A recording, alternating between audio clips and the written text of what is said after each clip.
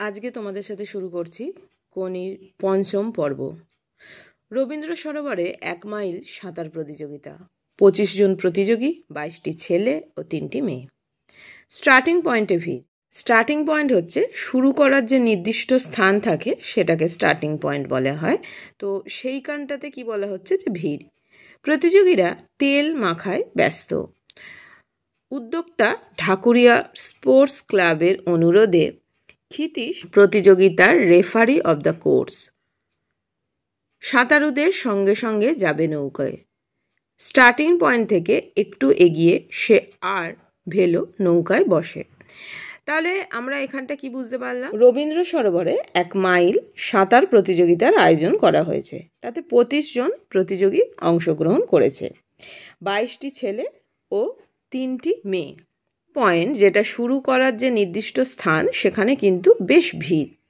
প্রতিযোগীরা কি করছে? তারা তেল মাখায় ব্যস্ত। উদ্যোক্তা ঢাকুরিয়া স্পোর্টস ক্লাবের অনুরোধে ক্ষিতীশ প্রতিযোগিতার রেফারি অব দ্য কোর্স। সাঁতারুদের সঙ্গে সঙ্গে সেও কি যাবে নৌকায়, কেননা সে যেহেতু রেফারি।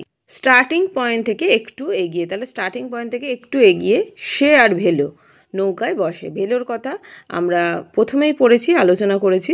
কেউ যদি ওই ভিডিওগুলো দেখে না থাকো, চ্যানেলে গিয়ে ওখানে দেখে নিতে পারো। আর যদি পসিবল হয়, কেননা অনেকগুলো অলরেডি পার্ট হয়ে গেছে, আমি পারলে ডেসক্রিপশানে লিঙ্ক দিয়ে দেবো, আর নইলে আমি প্লে লিস্টও করে দেবো তোমাদের একটা সুবিধার জন্য কোনির, সেখান থেকেও কিন্তু চেক করে নিতে পারো।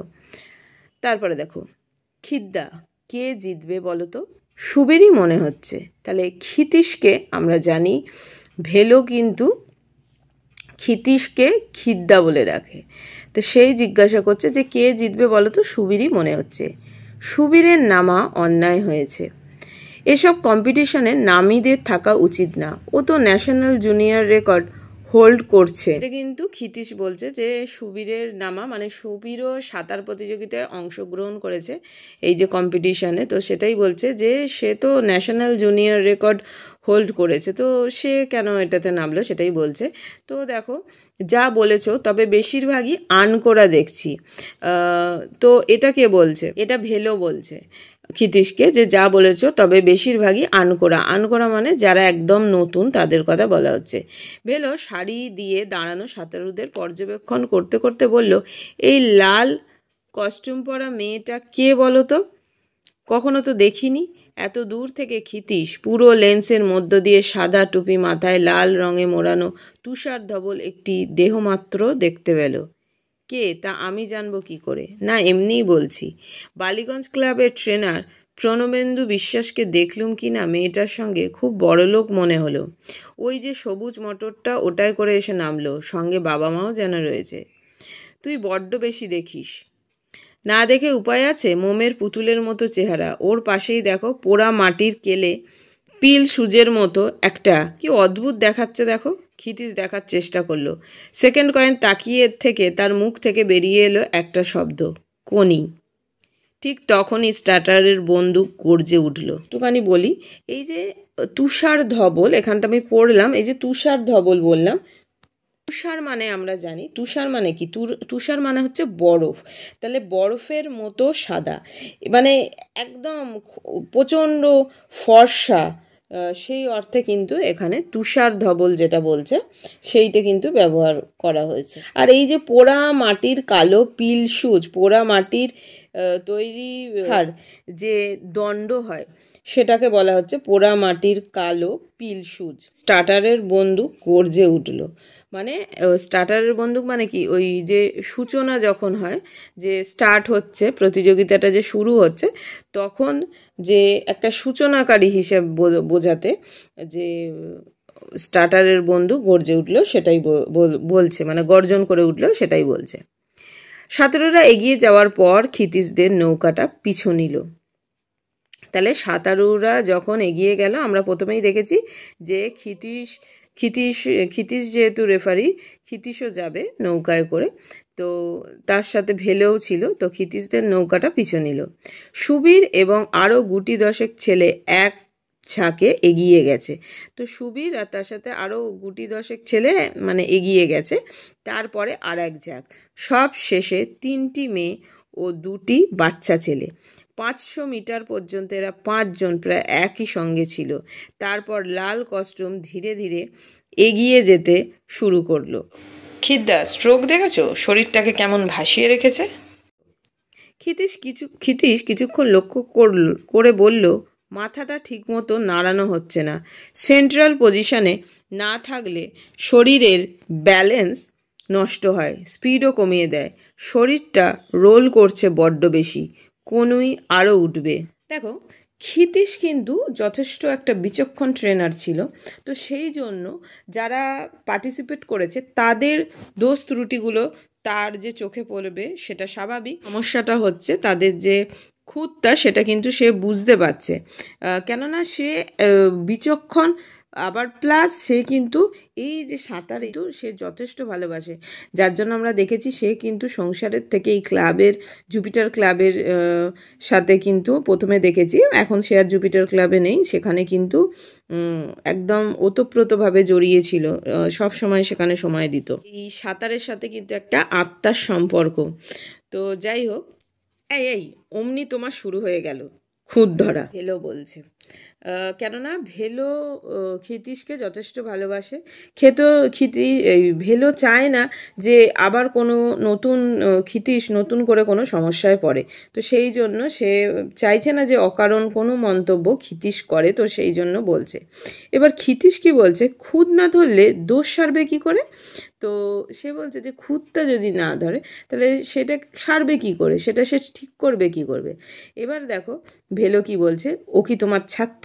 মানে কি বলছে যে ও কি তোমার ছাত্র নাকি? তো তুমি তখন ক্ষিতীশ বলছে নাই বা হলো, তো ছাত্র নাই বা হলো। সামনের দুজাকের সাঁতারুদের কেউ কেউ এবার মন্থর হয়ে পিছিয়ে পড়েছে। তো সামনের দুজাকের সাঁতারুদের মধ্যে কেউ কেউ এবার মন্থর মানে হচ্ছে ধীর, তো ধীর হয়ে পিছিয়ে পড়ছে। ক্ষিতীশ ঘাড় ফিরিয়ে পিছনে তাকালো।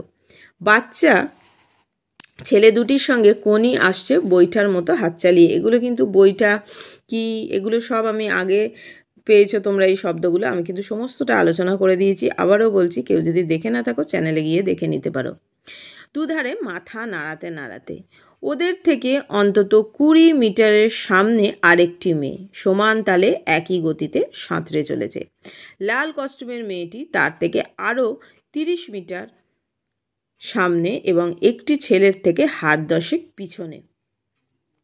তাহলে আমরা বুঝছি যে মেয়েদের মধ্যে কিন্তু এগিয়ে ওই যে লাল কস্টিউম পরা মেয়েটি। কোনি সরোবরের পূর্ব তীর থেকে একটা চিৎকার ভেসে এলো। তাহলে কোনি বলে একটা চিৎকার সরোবরের পূর্ব তীর থেকে কিন্তু একটা চিৎকার শোনা গেল। ক্ষিতীশ আর ভেলো একসঙ্গেই তাকালো, মানে হঠাৎ একটা রকম কোনি বলে চিৎকার শুনতে পেয়ে ক্ষিতীশ আর ভেলো কিন্তু একসাথেই তাকালো। বছর 25-এর শ্যামবর্ণ একটি রুগ্ন যুবক পাড় ঘেঁষে ছুটছে, পরনে ধুতি ও নীল শার্ট, চটি জোড়া হাতে। আবার দেখো চেঁচাচ্ছে কোনি কোনি বলে। তাহলে এটাই কিন্তু হচ্ছে কোনির দাদা, যার একটুখানি উল্লেখ আমরা পেয়েছিলাম কিন্তু কোনির ভাইয়ের কাছ থেকে। তো যাই হোক, এখানে কিন্তু আমরা দেখছি কোনির দাদার একটা কিন্তু বর্ণনা আমরা এখানে পাচ্ছি। তো যাই হোক, এবার দেখো গলার স্বরটা আর্তনাদের মতো শোনাচ্ছে। পাড়ে ভিড় জমেছে সাঁতার দেখতে। তাদের ফাঁক দিয়ে দেখা যাচ্ছে সে ছুটছে, মাঝে মাঝে দাঁড়িয়ে পড়ে তাকাচ্ছে, মুখখানি অসহায়। কোনি চিৎকারটা হতাশায় ভেঙে পড়ল। ক্ষিতীশ দেখল কোনিকে পিছনে ফেলে বাচ্চা দুটি এগোচ্ছে।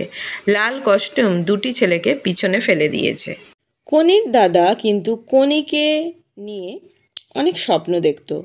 সংসারে তাদের প্রচণ্ড অভাব, তারও কিন্তু স্বপ্ন ছিল সাঁতারু হওয়া, কিন্তু তাদের সংসারে প্রচণ্ড অভাব, সেই অভাবে কিন্তু তার সাঁতারু হওয়ার স্বপ্ন ভেঙে গেছে। কিন্তু সে চায় কোনি যেভাবেই হোক একটা নাম করা সাঁতারু হয়ে উঠুক, কিন্তু তার তো সেই সামর্থ্য নেই। তো রবীন্দ্র সরোবরে সে যখন গেল, মানে তার দাদা, সে তো একটা দর্শনের ভূমিকায় কোনির সাঁতারের সঙ্গে পাল্লা দিয়ে সে জলের পাড় বরাবর দৌড়াচ্ছিল আর কোনির নাম ধরে চিৎকার করছিল। সে তাকে উৎসাহ দিচ্ছিল, সে চাইছিল যে কোনি যেন প্রথম হয়। তাহলে তাদের তাহলে তার যে ব্যর্থতা, তার দুঃখ, তার সব কিছু গ্লানি, সেগুলো কিন্তু মুছে যাবে। কনির জন্য তার চোখে যেন একটা স্বপ্ন সে দেখছে, তাই তার চিৎকারটা এত করুণ ছিল। কিন্তু কনি পিছিয়ে পড়তেই কমলের চিৎকারটা যেন হতাশায় পাল্টে যায়। এখানে নতুন তো যারা আছে তারা প্রশিক্ষিত, তো এই প্রশিক্ষিত প্রতিযোগীদের ভিড়ে কনির যেটা সম্ভব নয় সেও মানে কিছুটা হলে বুঝতে পারে। তখনই তার যে চিৎকারটা সেটা কিন্তু হতাশায় ভেঙে পড়ল। কে বলো তো খিদ্দা? জানি না, কোনো কম্পিটিটরের বাড়ির লোক হবে। পাড়ের রাস্তা ধরে ধীর গতিতে সবুজ রঙের একটা ফিয়াট চলেছে। গাড়ির জানলায় উৎকণ্ঠিত একটি পুরুষ, একটি মহিলার মুখ। মাঝে মাঝে হর্ন দিচ্ছে। কনি। নৌকাটা ছপছপ শব্দে দাঁড় ফেলে এগোচ্ছে। একটা গাছের গুঁড়িতে হেলান দিয়ে নীল শার্ট পরা যুবকটি দাঁড়িয়ে। ক্রমশ সে ক্ষিতীশের চোখে ছোট হয়ে ঝাপসা হতে শুরু করলো। কেননা দূরত্ব বাড়তে থাকছে, সেই জন্য দূরত্ব যখনই বেড়ে যাবে তখন কি হবে, সেটা ছোট হতে থাকবে। তো ছোট হয়ে ঝাপসা হতে শুরু করলো। জলের উপর অনেক পিছনে দুটি হাতের ওঠানামা হচ্ছে। তারপর আর দেখা গেল না হাত দুটো। মানে আমরা বুঝতে পারছি কনি কিন্তু অনেকটাই পিছিয়ে পড়েছে। পড়ন্ত রোদে মাঝে মাঝে চিকচিক করে উঠেছে ছিটকে ওঠা জল, উঠছে ছিটকে ওঠা জল। মানে রোদ পড়ছে সেই জন্য জলটা চিকচিক করে উঠছে, আর চিকচিক করে উঠছে ছিটকে ওঠা জল। সামনে হইচই শোনা গেল। প্রথম প্রতিযোগী সাঁতার শেষ করেছে, সম্ভবত সেটা কে ছিল? সুবীর। কনি জল থেকে উঠছে। সাঁতার শেষ করে অনেকেই তখন চুল পর্যন্ত আঁচড়ে ফেলেছে। তাহলে অনেকেই পৌঁছে গিয়ে যখন চুল পর্যন্ত আঁচড়ে ফেলেছে তখন কিন্তু কনি জল থেকে উঠছে। মাইক্রোফোনের সামনে দাঁড়িয়ে একজন ঢাকুরিয়া স্পোর্টিং ক্লাবে সারা বছরের কার্যকলাপের বিবরণ পাঠ করে চলছে একঘেয়ে সুরে। কেউই লক্ষ্য করল না শেষ প্রতিযোগীর সীমায় পৌঁছানোটা। পাড়ের কাছে দাদা, কনির পায়ের গোছ কাদায় ডোবা, শরীরটা সামনে ঝোঁকানো। পাড়ে উঠতে গিয়ে সেই অবস্থাতেই সে তাকিয়ে রইল, চোখ দুটি লাল। সস্তার একটা কালো কস্টিউম শীর্ণ দেহের সঙ্গে লেপ্টে হাঁপাচ্ছে। পিঠের দিকে পাঁজরের হাড়গুলো চামড়ার নিচে বারবার কেঁপে উঠেছে। কাঁধের হাড় দুটো উঁচু, সরু লম্বা হাত দুটো ঝুলছে কাঁধ থেকে। একটু দূরে নীল শার্ট পরা রুগ্ন যুবকটি দাঁড়িয়ে মনোযোগে লাউডস্পিকারে কান পাতার ভান করে। তাহলে আমরা দেখলাম যে কনি কিন্তু শেষে হলেও কনি কিন্তু শেষ করেছে কম্পিটিশনটা, সে কিন্তু পৌঁছেছে। কিন্তু তাদের যেহেতু অভাব ছিল, কনি কিন্তু ঠিক মতো করে খাওয়া দাওয়াও পেত না, একটা রুগ্ন একটা শরীর ছিল, কিন্তু সে কিন্তু কমপ্লিট করেছে। আর এক্ষেত্রে তার একটা বর্ণনা কিন্তু আমরা এখানে পাই। আর দেখো একটু দূরে নীল শার্ট পরা রুগ্ন যুবকটি দাঁড়িয়ে, মানে কনির দাদা, মনোযোগে লাউডস্পিকারে কান পাতার ভান করে। তো আজকে আমি কনিটা এখানে শেষ করলাম। নেক্সট পার্ট মানে 5 নাম্বারেরই 2 নাম্বার পার্টটা আমি নেক্সট তোমাদের সাথে শেয়ার করব, নাহলে ভিডিওটা অনেক বড় হয়ে যাবে।